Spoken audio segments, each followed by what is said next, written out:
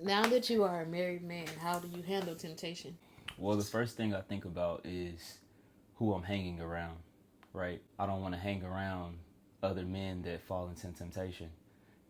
If I hang around three men that always fall into temptation, I'll soon be the fourth man that falls into temptation.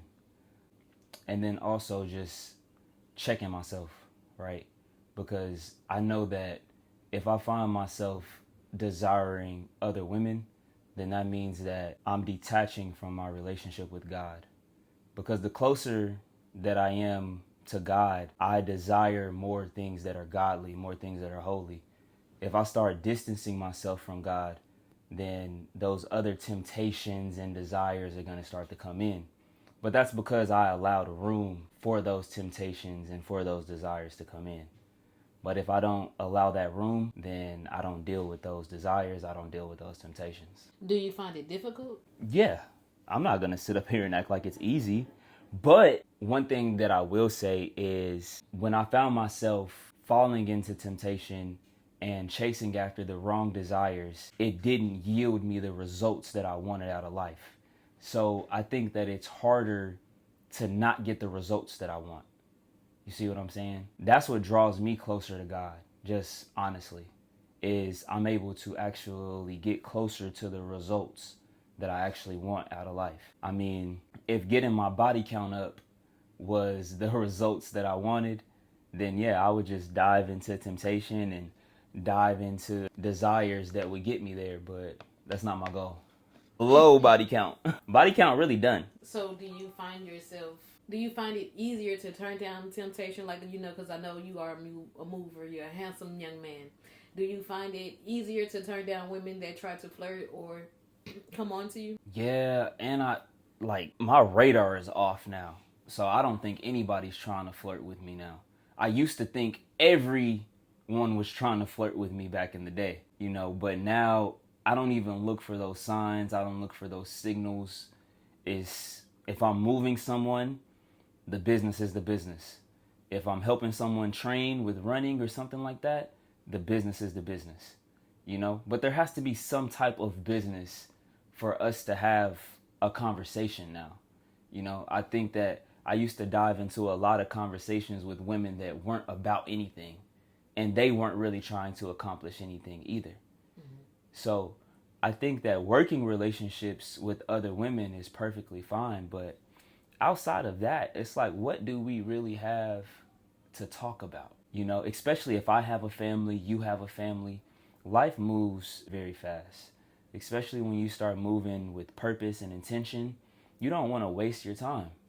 I don't want to waste my time is the most valuable thing that I have. How proud are you of your growth from what you were before we were married to now that we are married? I haven't really had the time to just sit back and be proud or just yes, Jace. No, put the shorts with the shorts and the pants with the pants. All right. So I re-asked the question. Nah, you don't have to re-ask the question. I'm learning not to be so hard on myself, but I'm still hard on myself. So it's like, yes, there's been growth, but I guess I can say that I'm not satisfied with the growth. It's like there's more growth to go after. I'm going to grow more. We're going to grow more. You're talking as if we've got years under our belt. We've only got a few months. So your answer is justified.